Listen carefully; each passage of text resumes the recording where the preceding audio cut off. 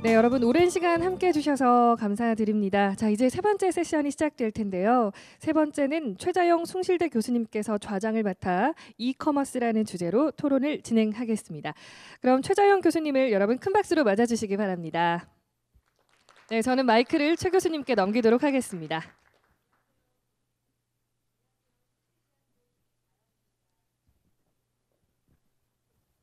숭실대학교 최자영입니다.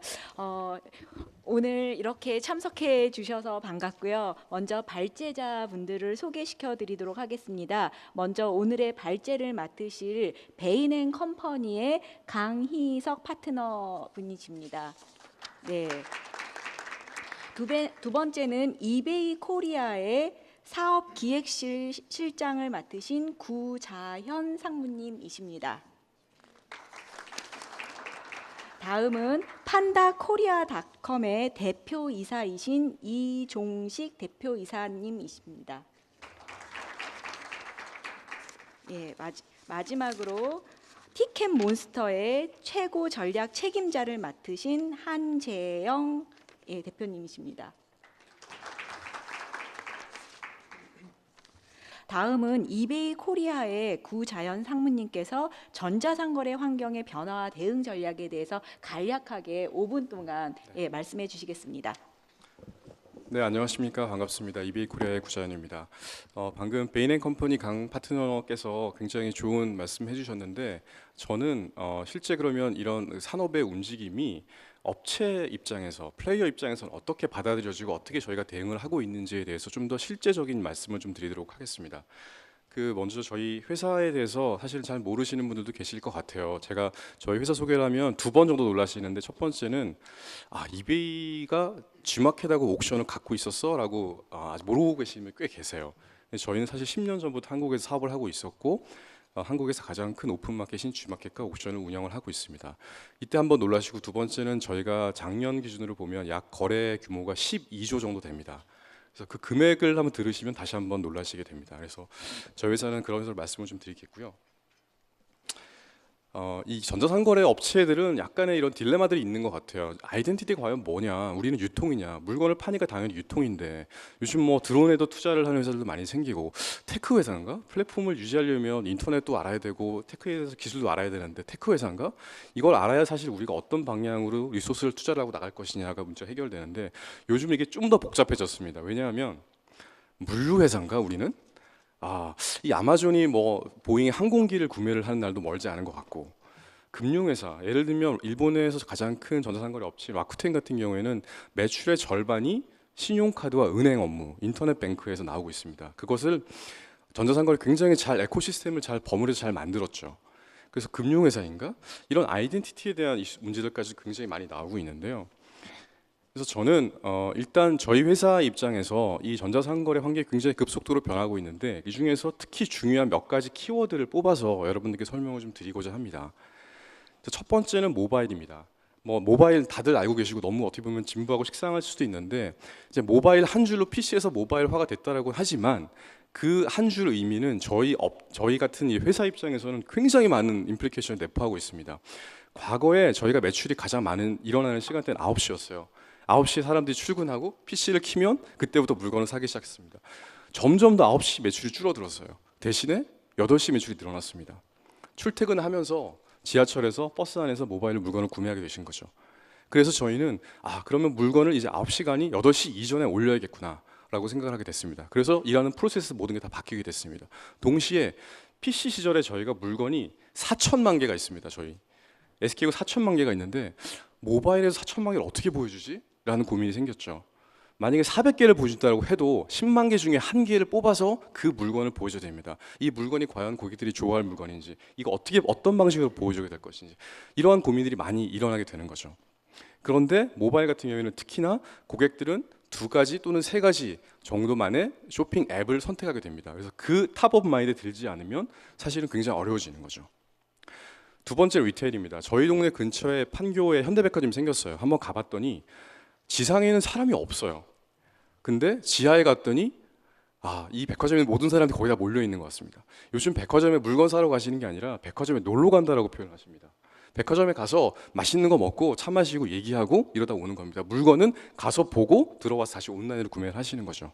그래서 과거에 지금 뭐 백화점, 마트 이런 업태들에 있는 성장률이 사실은 대부분 다 이제 거의 제로 그로스 또는 마이너스까지도 가고 있는 거죠. 유일하게 성장하는 업태가 전자상거래.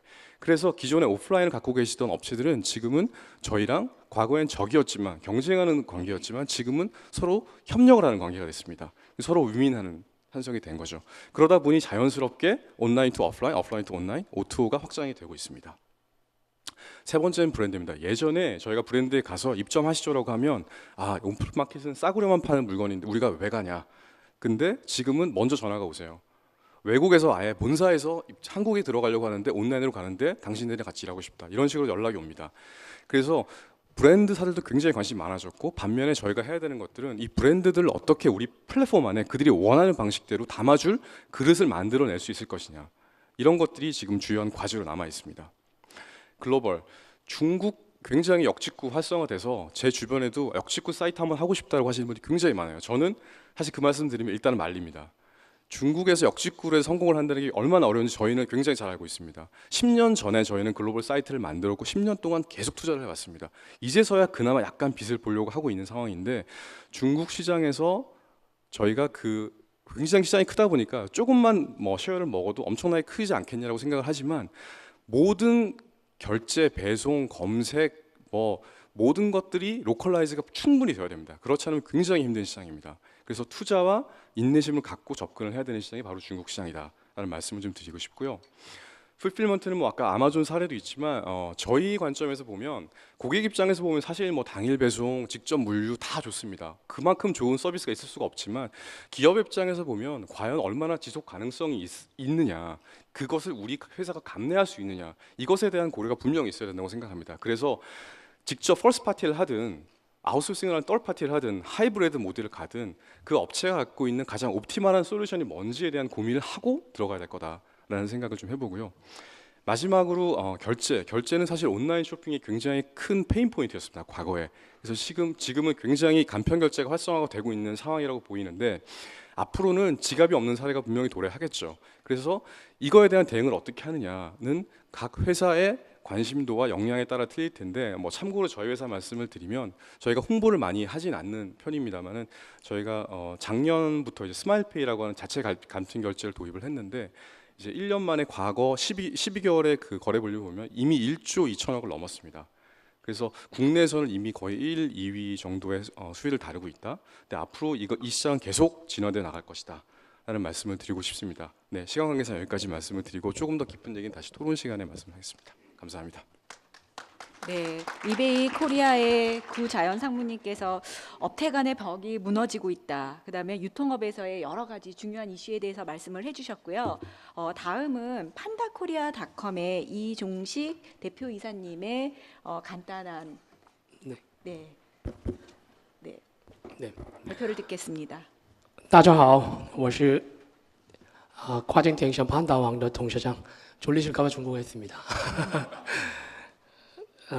저는 방금 우리 발제자께서 말씀하신 그 인내와 투자가 많이 필요한 역직구 사업을 로컬라이즈해서 중국에서 한국 제품을 온라인과 오프라인으로 팔고 있는 이종식이라고 합니다. 저 이제 상해 푸동신취라는 곳에 살고 있는데 그러다 보니까 사실은 이러한 전자상거래電商 관련된 포럼들이 중국에서는 굉장히 활성화되어 있습니다. 지금 어쩔 수 없이 한국에서 나와서 하고 있는 업체가 별로 없다 보니까 저는 한 달에 한두 번 정도는 여기 강연자 또는 패널로 중국에서 이러한 행사를 참여하는데요. 거기서 처음 항상 발제자들이 하는 말이 있습니다. 중국에서 전자상거래란 단어는 2년 안에 없어질 거다. 모든 상거래 B2B든 B2C든 B2B2C, C2B 모든 C2B2C 어떠한 상거래도 다 온라인화가 될 거기 때문에 전자상거래는 특별한 경제 용어가 아니라 보편적인 경제 행위가 될 것이다. 마윤 회장이 작년에 와서 그런 얘기를 했었죠. 중국의 전자상거래 폭발하면서 이 사람들이 해외 직구하는 시장이 2018년 되면 400조가 될 거라고 합니다. 올해 100조가 넘겠죠. 우리나라 전자상거래 12조 하시고 뭐 티몬 워낙 큰 회사들이 조 단위의 거래액을 하셔서 다 합친 게 저도 기사로만 접했는데 한 40몇 조 한다고 합니다. 근데 중국 사람들이 해외에서 직구하는 액수가 올해 100조가 넘습니다. 곧 400조가 넘는 시대가 옵니다. 왜 이렇게 전자상거래 폭발했을까요? 제가 많은 강연을 하면서 말은 많이 할 필요 없을 것 같아서 그냥 PPT로 정리했으니까 필요하시면 찍으시라고 제가 PPT로 정리를 했습니다. 다 아실만한 내용이고요. 중국에서 왜 전자상거래 폭발했는지, 자동차 보급률 낮고 인터넷 환경, 사실 인터넷 환경 저희 한국의 업체들이 가장 크게 착각하고 있는 것이 중국의 인터넷 환경과 물류 시스템입니다. 제가 분명히 말씀드리지만 택배 시스템이나 모바일 환경은 한국보다 훨씬 더 발전해 있습니다. 그리고 현명한 소비자, 아직은 GDP가 낮다 보니까 좋고 싸고 물건 선호, 그리고 오토 환경 뭐 다 아시죠? 그리고 인터넷 플러스라는 그 제조업과 인터넷을 병행하려고 하는 그런 국가적인 시철, 그리고 수출에서 소비로 성장 동력을 변화시키려고 하는 것들이 이커머스를 폭발시키고 있습니다. 대표적인 이제 칭동이라는, 아시다시피 뭐 중국은 그 알리바바 회사의 타오바오와 티몰, 그리고 2위 업체인 찡동이 거의 90%를 장악하고 있는 시장입니다. 이 찡동조차도 지금 보시다시피 우측에 보고 계신 지금 보고 계신 것이 그 오토 매장입니다. 제가 지난주에도 건조기를 좀 사려고 그 수닝, 우리나라 치면 하이마트죠, 가봤더니 거의 폐허가 돼 있어요. 그 큰 매장에 종업원 단 둘이고 제가 와서 쳐다보지도 않습니다. TV는 다 뜯어져 있고요. 매장에 건조기라고는 한 대 있습니다. 그만큼 오프라인 시장은 몰락이라기보다는 사람들이 찾아가지 않습니다. 어떻게 변하고 있느냐? 이제 오프라인 시장은 이러한 전시장 형태입니다. 그리고 주문은 보시다시피 오더 스테이션이 있습니다. 저 온라인으로 주문해라. 여기 와서는 보고 발라보고 체험해라. 그리고 여기에 있는 전시에 있는 제품들은 중국 제품들은 별로 없습니다. 해외 제품이 많습니다. 왜냐하면 체험할 공간이 별로 없으니까요. G메이도 그렇게 하고 있고요. 이런 오토의 변화들을 저는 체험하고 살고 있습니다. 저희 회사 또한 국내에서도 사오면세점을 하고 있는데, 명동에 있는 사오면세점 가보시면 알겠지만 오더 스테이션이 있습니다.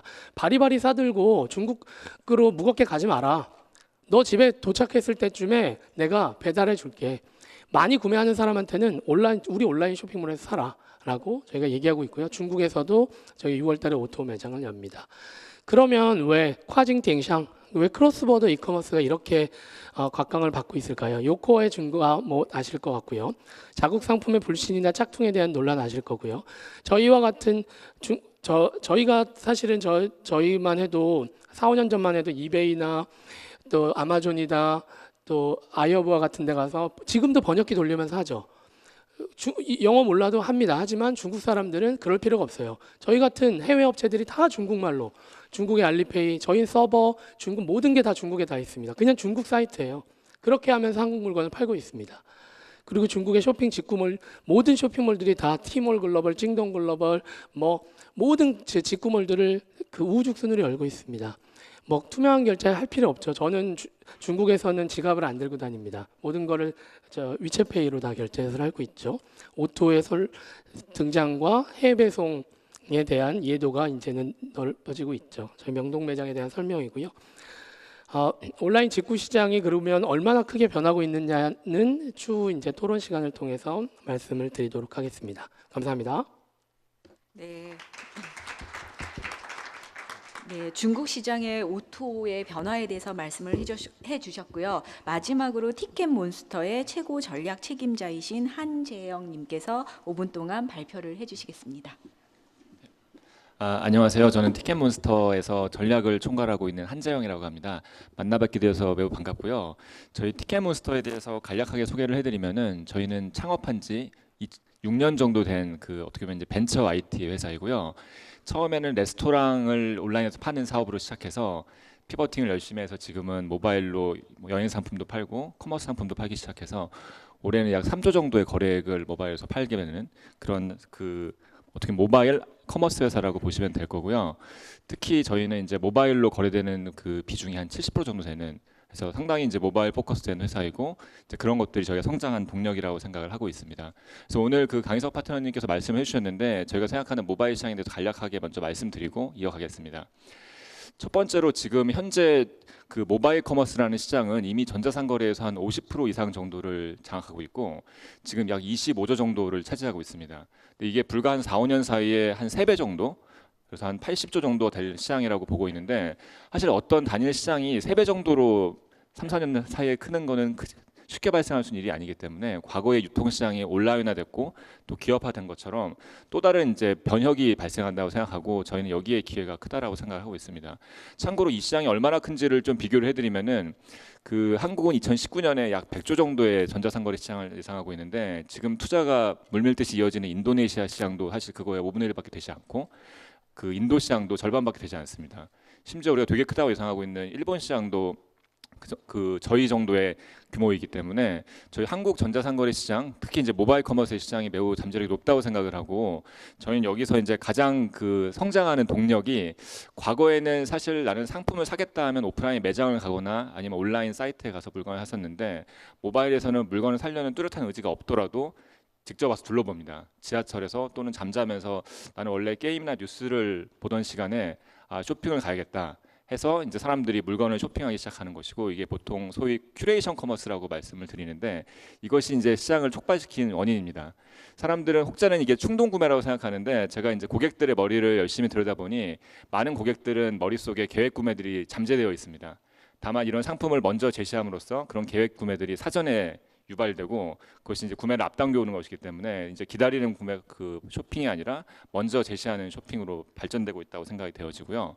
관련해서 크게 오늘은 두 가지만 말씀을 드리고 싶은데요. 저희 팀원은 이 모바일 커머스 시장에서 이제 위닝하기 위해서 에셋라이트 파트너십 스트래티지라는 걸 가지고 있습니다.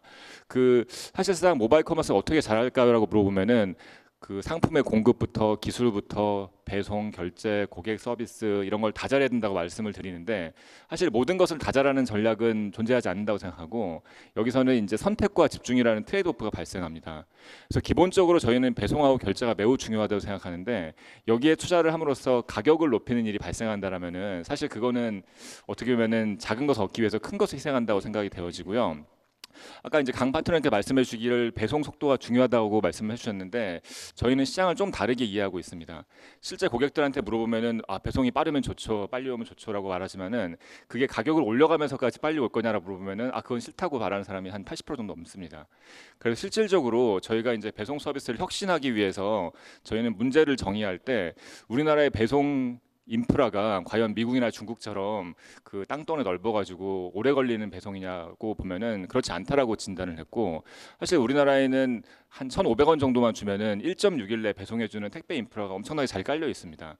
사실 그래서 이런 업체들과 손을 잡고 그 배송 서비스를 만든다라면은 기존에 존재하는 배송 서비스보다 훨씬 더 비용 효율적으로 만들어낼 수 있고, 이게 온라인 커머스가 모바일 커머스가 잊지 말아야 될 비용을 증가시키지 않는 근본적인 방법이라고 생각을 하고 있습니다. 마찬가지로 결제에 있어서도 저희도 이제 팀원페이라는 거를 제가 이제 욕심껏 만들었는데, 시장을 보다 보니까 이미 간편 결제 솔루션은 시장에 매우 많이 존재하고 있고, 오히려 이런 솔루션을 잘 소화하면서 같이 동반 성장할 수 있는 방향이 실질적으로 플랫폼을 키우는 방향이라고 생각을 하고 있습니다. 그래서 이제 캐펙스 저희 높이지 않으면서 저희의 이제 비용 경쟁력을 갖추고 저희의 펀더멘털을 강화시키는 방법에 있어서는 에셋라이트 파트너십을 가져가야 된다고 생각을 하고 있고, 이렇기 위해서 저희는 사실상 과거에는 이제 경쟁자로 여겨졌던 오프라인 업체라든지 다른 온라인 커머스와도 얼마든지 손잡을 준비가 되어 있고, 시장 자체가 워낙 크기 때문에 여기서 이제 어떻게 보면은 큰 가치를 위해서 같이 협업하는 모델을 만드는 것이 성공이라고 보고 있습니다. 그래서 혹시 여기에도 계신 이제 유통업체 관계자분이 계시면은 저희는 어떤 밸류체인에서든지 간에 협력할 의지가 있으니 그런 연락을 기쁘게 기다리고 있습니다. 마지막으로는 최근에 이제 이세돌이 알파고 때문에 저희에서 그 팀원에서도 이제 어떻게 보면 큰 이슈가 일었었는데, 그 실질적으로 데이터는 과거에도 많이 존재했었고, 최근에 이제 빅데이터가 생겨나면서 주목하고 있는 점은, 과거에는 구매했고 이제 사람들이 샀던 상품들에 주목했는데 이제는 고객들의 행동을 따라다닙니다. 이 사람이 어떤 키워드를 검색했고 장바구니를 한번 눌렀다가 왜 다시 안 사고 망설일까, 또는 그리고 이 상품을 10번 봤는데 왜 안 사는 걸까, 혹시 가격 비교를 하는 거 아닐까. 이런 정보들을 모으기 시작하면서 지금 이 모바일 작은 화면에서 그 모든 사람들은 현재 팀원에서 같은 상품의 정렬을 보여주고 있는데 아마 오늘부터 저희가 A/B 테스트를 해가면서 각자 다른 화면을 보여주는 걸 시도를 하고 있습니다. 그러니까 실질적으로 여기 계신 분들이 팀원을 쓰신 적 있으셨다면은 본인에 맞는 이제 셀렉션을 보실 수 있을 것이고 저희가 계속 이런 것들을 고도화해 나가면서 이 상품에 맞는 최적의 고객은 누구인지 이런 것들을 알 수 있게 되고 심지어 요즘에는 영업하는 MD들한테도 되게 편리해진 게 본인이 가지고 있는 카테고리 내에서 지금 안 팔리고 있는 상품이 어떤 것이고 그 상품을 누가 팔고 있는데 최저가에 이 정도 팔고 있으니까 가격을 낮추면 얼마나 더 팔릴 수 있는지 이런 것들을 제공해주고 있습니다. 동시에 또 하나 이제 빅데이터 관련해 중요한 부분이 실제로 저희가 보니 이게 이제 다 기계에서 사실상 발생하는 걸 생각을 하지만은 그 이세돌의 위력에서 보여주듯이 결국은 저희도 이제 사람하고 기계하고 계속 끊임없는 경쟁을 하고 있습니다. 실제 사람이 선정한 상품과 기계가 선정한 상품 중에 누가 이길 것인가를 연구하고 서로 학습하는 그래서 이제 발전시키는 방법을 쓰고 있고 이런 방법은 꼭 커머스뿐만 아니라 우리나라 모든 인더스트리에 영향을 미칠 거라고 생각을 합니다. 네, 들어주셔서 감사드립니다. 감사합니다. 네. 네, 모두들 다 너무나 열띤 토론과 발제를 해주셨고요. 그다음 순서가 제가 알기로 청중의 온라인 투표로 알고 있는데 그거에 대해서 네, 제가 마이크를 이어받아서 진행을 하도록 하겠습니다. 아까 앞서 보신 것처럼 심플로우를 진행을 할 텐데요. 스마트폰에서 인터넷 브라우저 앱을 실행하신 후에 주소창에 조선비즈.simpllow.com 들어가 주시면 됩니다. 아까 다 접속을 해 보셨죠? 네, 슬라이드 넘겨주시겠습니까? 네, 지금 질문이 들어와 있는데요.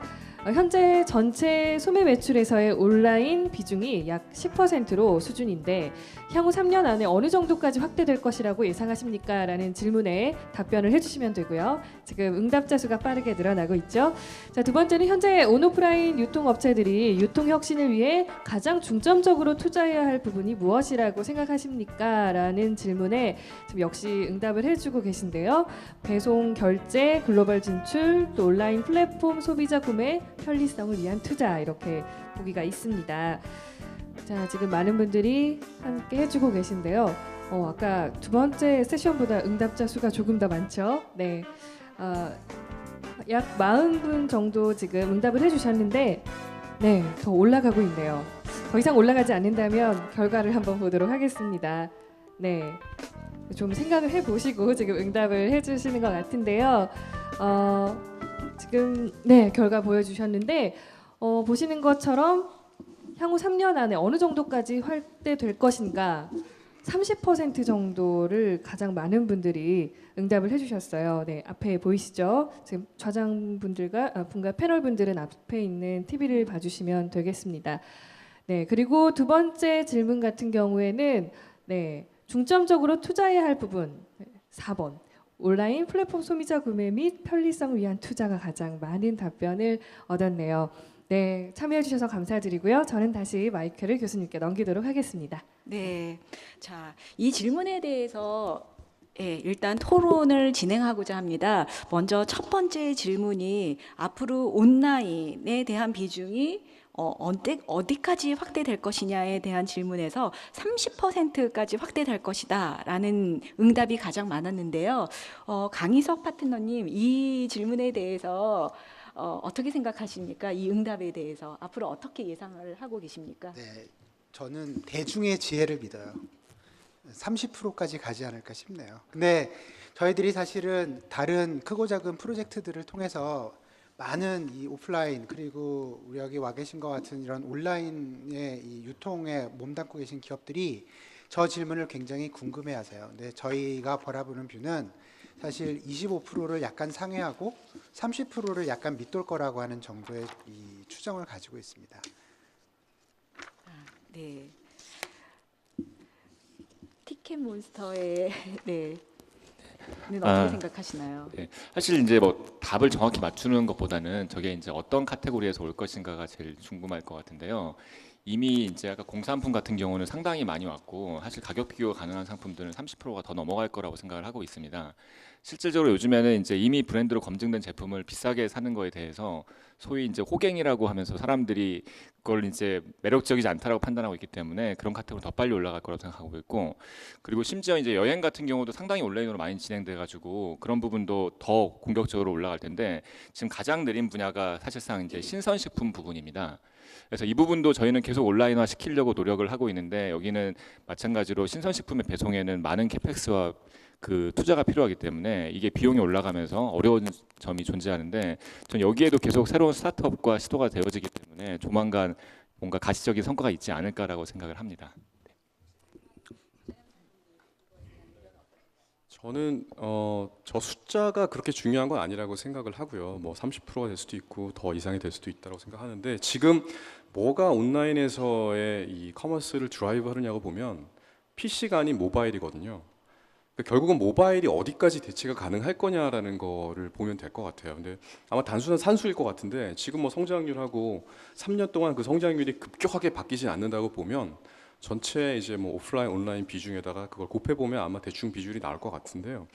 저는 이제 모바일이 과연 어디까지 대체를 가능할까라는 생각을 가끔 해보는데, 우리가 이제 모바일 폰을 하루에 생활하면서 굉장히 많이 들고 다니면서 보는데, 아까 뭐 2시간, 3시간 있었는데, 이게 과연 내 생활의 이 24시간 중에 모바일 폰을 보고서 뭔가 활동을 하는 시간이 과연 어디까지 더 늘어날 수 있을까? 그 업사이드가 얼마만큼이나 더 있을까? 저는 약간 이런 거시적인 관점에서 좀 봐야 된다고 생각을 해요. 물론 모바일에서 뭐 게임도 하고 뉴스도 하고 이메일도 하고 하겠지만, 결국은 그 시간 쏟을 수 있는 가능한 시간 안에서 하나가 쇼핑인 거거든요. 그래서 그 쇼핑의 모바일 비중 자체가 어디까지 늘어날 수 있느냐, 이게 사실 어떻게 보면 관건이라고 생각을 하고, 그 카테고리별로 말씀을 잠깐 하셨는데, 그래서 저희 같은 경우는 이제 신선, 냉장, 뭐 냉동식품 같은 경우에는 말씀하신 대로 저희 같은 온라인 회사들이 인프라를 구축하기 굉장히 어렵습니다. 엄청난 투자가 필요하기 때문에, 그래서 저희는 그걸 왜 우리가 하느냐라고 생각을 하고 있고, 오프라인의 기존에 엄청나게 강력한 물류 인프라를 갖고 계신 파트너 회사들과 같이 협력을 해서 그 문제를 해결하려고 하고 있어요. 그래서 예를 들면 홈플러스라든지 뭐 이마트라든지 그런 회사가 저희 모바일 앱이나 PC에 입점을 하셔서 거기서 물건을 팔고 고객한테는 똑같은 경험을 할 수 있도록 하는, 당일 배송도 가능하고 뭐 계란 한 판, 뭐 과자 하나, 이것까지도 사실 저희에서 똑같은 구매 경험을 하실 수 있도록 그렇게 준비를 하고 실제로도 하고 있습니다. 네. 저는 좀 해외 사례를 통해서 좀 이 부분들을 반출하고 싶은데요. 사실은 이 모바일이나 온라인 쇼핑몰은 뭐 어떻게 생각하실지 모르지만 중국이 훨씬 더 발전되어 있습니다. 가보시면 알겠지만 중국의 모바일, 사실은 뭐 지금 뭐 시사가 하고 있는 당일 배송 서비스는 찡동마켓이 이미 4년 전부터 대도시에서 다 진행하고 있던 거고요. 뭐 카카오 택시도 띠디다처라는 거 뭐 다 아시겠지만 이미 5, 6년 전부터 다 했던 서비스들이 한국에 지금 속속 다 도입되고 있습니다. 그렇게 봤을 때 이 온라인 시장 부분들도 중국은 아직도 매해 20% 넘게 성장할 것으로 기대하고 있습니다. 소비자가 이미 3,000조 넘게 온라인으로, 제가 모두에 말씀드렸듯이 모든 게 온라인, 디엔샹, 전자상거래로 이루어질 거라고 맞춰 있기 때문에, 그래서 국가 정책 자체를 인터넷 플러스, 모든 제조업들도 이런 온라인과 인터넷을 다 접목시킨 제조 방식으로 바꿔야 된다고 하고요. 하나 더 나가서 이제 VR이라는 게 굉장히 큰 화두로 떴지 않습니까? 어떤 것까지 나왔냐면 러시아에서 처음으로 구현됐죠. 저희 아까 명동 매장을 잠깐 보여드렸지만 이제 매장에 상품이 필요가 없다고 합니다. 어떻게 하냐면 들어가면 상품 하나도 없이 그냥 아주 좁은 공간입니다. VR을 씁니다. VR을 쓰면 모든 제품들이 다 전시가 되어 있어요. 제품마다 VR 가상현실 속에서 누르면 거기서 결제가 되고, 거기서 가상현실 속에서 그 종업원이 이 결제에 대한 프로세스를 진행합니다. 러시아에서 처음으로 구현됐고 중국은 이 매장이 곧 오픈이 될 거라고 합니다. 아까 말씀드렸던 O2O 그 전자상거래 플랫폼들 그들이 아직 한국에는 구현이 안 되어 있죠. 중국과 러시아 이러한 나라들은 이미 이러한 것들이 구현이 되고 있습니다. 저희 또한 중국의 오토 매장도 VR 그 가상현실이 가능한 매장들로 저희가 구현을 지금 시도를 하고 있거든요. 그만큼 빨리 변하고 있는 게 봤을 때 이 모바일과 온라인 시장들은 아마 한국에서도 예상하는 것보다 더 커질 거라고 저는 생각합니다. 저도 이종석 대표님의 의견에 어느 정도 동의를 하는데요. 저희가 생각하는 것보다 예상 외로 진짜 유통업이 다 온라인으로 주도권이 넘어가고 있는 것 같습니다. 근데 네. 한 가지 이제 다들 패널들께서 순수 디지털 유통에 몸을 담고 계시니까 그냥 밸런스를 잡는 차원에서 제가 말씀을 드리면 저 30%가 우리 한재영 부사장이나 구상무님께서 말씀하신 것처럼 카테고리마다 이게 많이 차이가 날 거예요. 그럼 그게 결국은 예를 들어 홈플러스나 롯데마트나 이마트처럼 기존의 오프라인으로 성장한 기업들의 입장에서 백화점 기업들의 입장에서 무엇을 의미하냐에 대해서는 굉장히 심각한 문제가 사실은 도사리고 있는 거예요. 왜냐하면 기존의 할인점의 사실 수익성을 이끌었던 것은 표준화된 오퍼레이션 체제거든요. 근데 그 표준화된 오퍼레이션, 우리나라에서 20년 이상을 사실은 성숙해왔던 그 오퍼레이션 체제가 이제 무너지기 시작하는 거거든요. 오프라인 유통망을 가지고 있는 기업들 입장에서 보면 저 30%의 진화라고 하는 것은 우리가 이미 원형으로 가지고 있는 표준화되어 있는 매장의 구조를 바꿔야 된다라는 그런 하나의 챌린지가 있을 뿐만 아니라 이 픽스드 코스트, 이 고정 비용 체계가 굉장히 높은 이런 오프라인 체계에 있어서는 저 30%가 훨씬 더 큰 폭의 수익성의 하락으로 연결될 수 있는 소지를 가지고 있다는 부분이거든요. 그래서 그런 부분들을 어떻게 해결하라고 할 것이냐라는 부분들이 저는 앞으로 우리나라 유통산업에서 되게 큰 화두가 돼야 되지 않느냐 하는 생각은 가지고 있습니다. 자, 두 번째 질문이 현재 우리나라의 유통업체들이 유통 혁신을 위해서 가장 중점적으로 투자해야 할 부분이 무엇이냐라는 질문에서 많은 부분이 소비자의 구매 편리성을 위해서 많은 기술 투자를 해야 된다라는 의견이 사실 가장 많았습니다. 자, 이러한 소비자의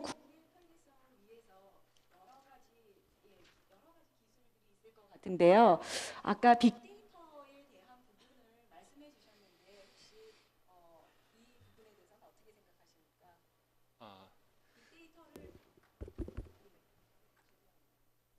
빅데이터를 활용해서 소비자의 구매 편리성을 높이고 있는 그런 어떠한 사례라던가 어떠한 방향으로 가면 좋겠다라는 혹시 그 사실 아까 이제 말씀드렸던 것처럼 기본적으로 그 모든 모바일 그 꼭 커머스뿐만 아니라 뭐 게임이나 동영상 같은 것도 결국 개인화된 그 상품을 제공해야 되고, 이게 사실상 개인화된 상품을 제공하는 게 어설프게 하면은 그 나한테 맞지 않다, 또는 내가 샀는데 왜 자꾸 권하느냐, 아니면은 나는 그 너무 똑같은 것만 계속 보여주는 것 같다, 이런 문제를 가지고 있습니다.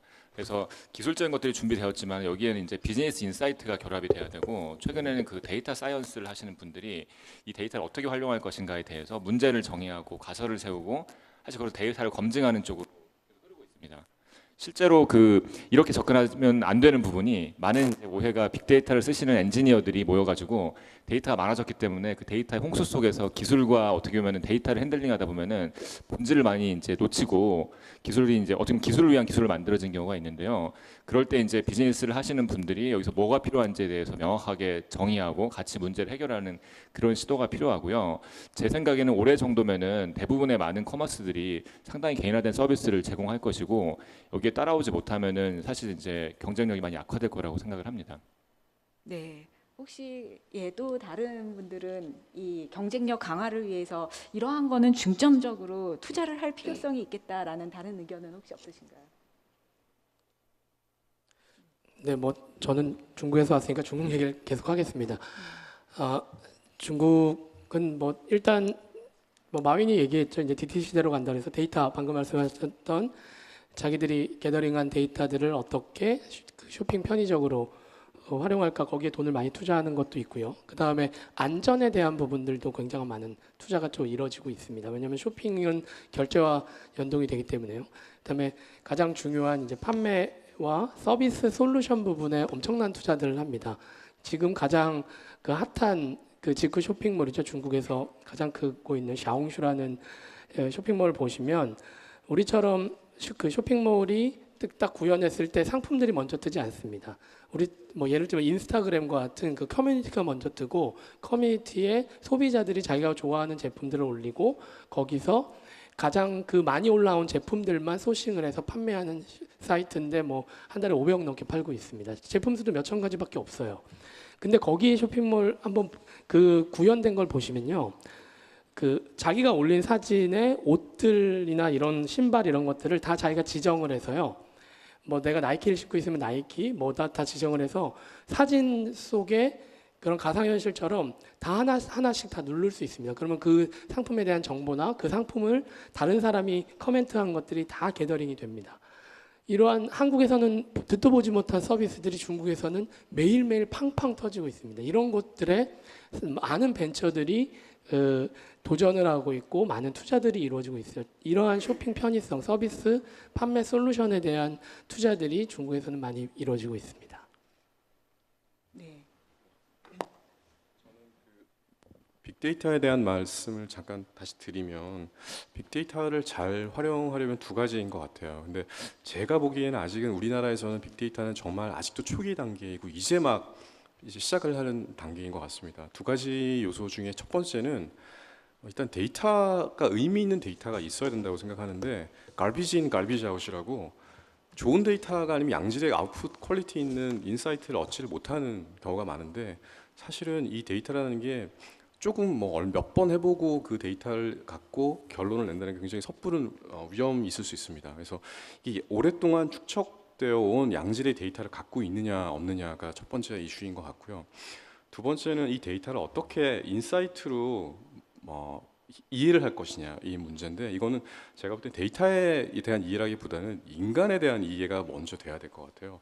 인간 아까 뭐 패턴 이런 말씀하셨는데 그 인간에 대한 이해가 먼저 돼야 사실은 그걸 바탕으로 해서 데이터가 어떤 의미를 갖고 있는지가 분석이 돼야 되는데 아직은 저희가 보기엔 여러 가지 시도들을 하고 있고 저희 회사도 마찬가지로 뭐 하고 있는데 아직은 뚜렷하게 정말 이 빅데이터를 활용해서 정말 밸류를 크리에이션하고 있다라고 말씀드리기가 좀 어려운 상황인 것 같고 앞으로도 이 분야는 이 각 플레이어들이 지속해서 투자를 할 분야라고 생각을 하고 있습니다. 네, 저도 그 아마존의 사례가 생각나는데요. 아마존 같은 경우는 추천 시스템에 엄청난 투자를 하고 있다라고 합니다. 그래서 고객이 어떠한 책을 사면 그거와 관련된 라이프 스타일을 다 분석을 해서 관련된 책이 뭐다라는 것을 추천을 함으로써 크로스 셀링, 업셀링이라는 게 계속 나타나고 그럼으로써 고객 관계 관리라는 게 굉장히 공격적으로 투자를 하고 있다라고 얘기를 하는데요. 우리나라 온라인뿐만 아니라 오프라인 유통업체도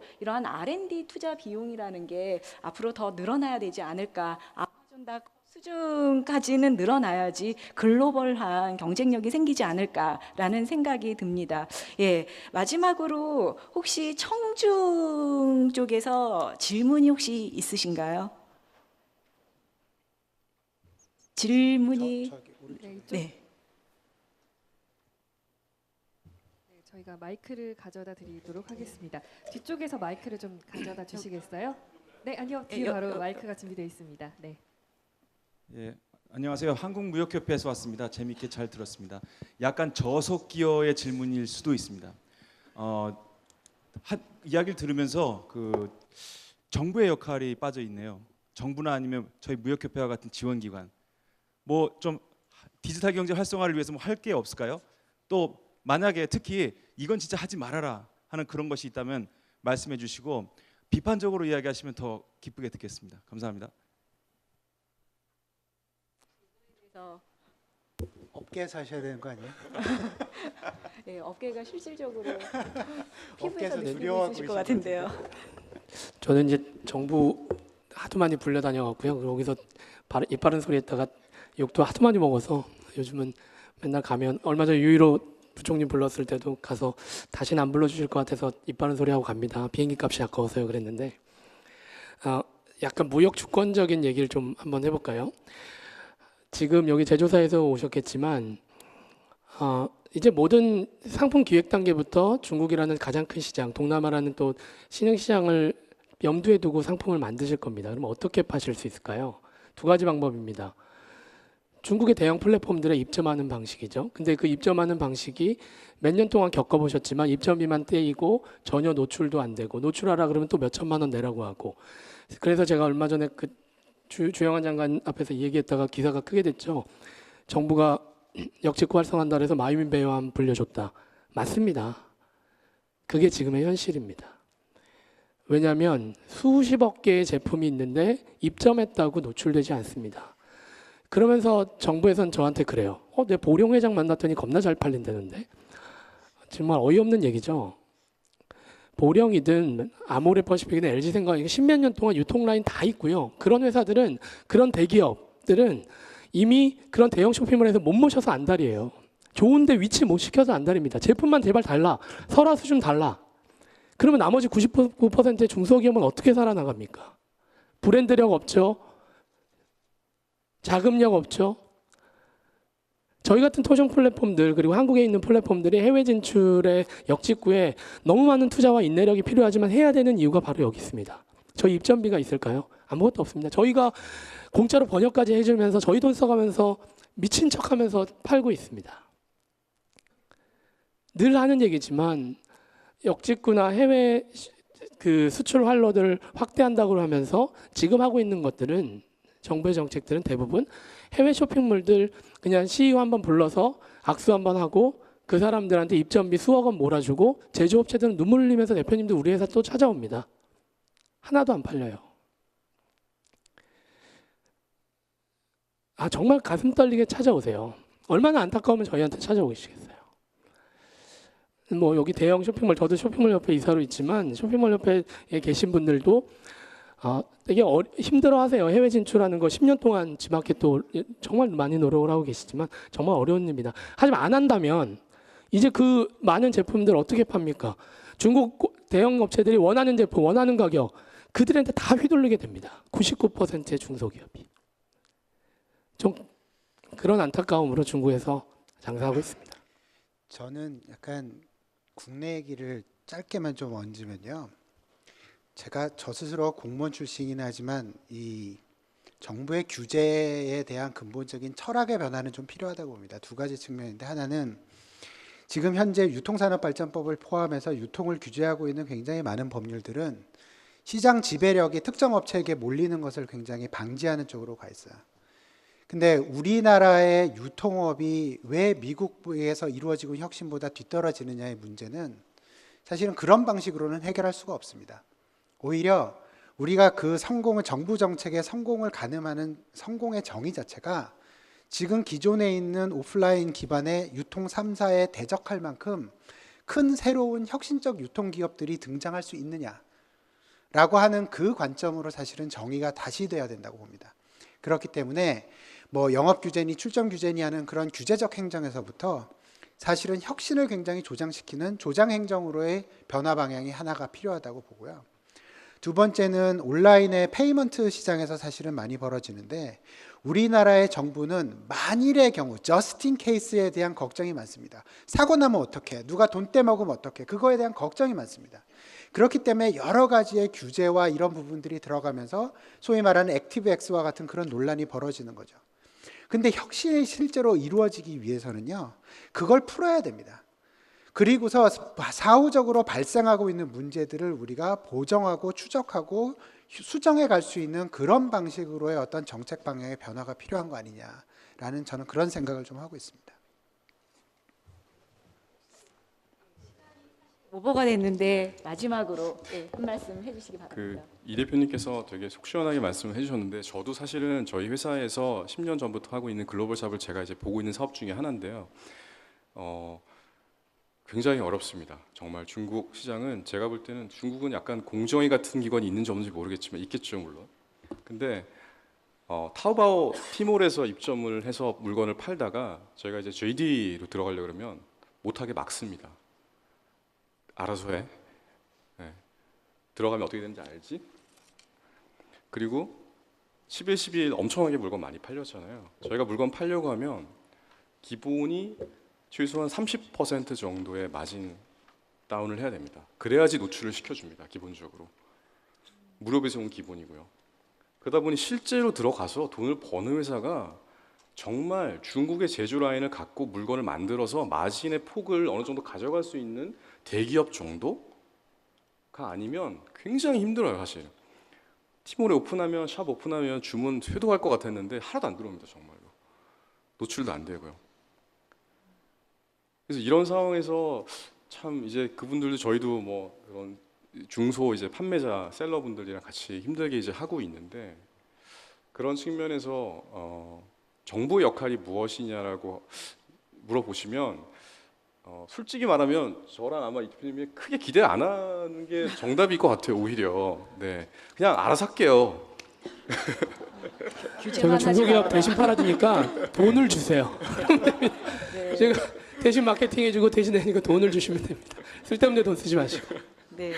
자, 벌써 시간이 한 2분 정도 오버가 됐는데 이걸로 그러면 마치도록 하겠습니다. 자, 우리나라의 이커머스가 글로벌 시장에서 뭔가 더 혁신적인 모습으로 보여지기를 바라면서 이 세션 마치도록 하겠습니다. 감사합니다.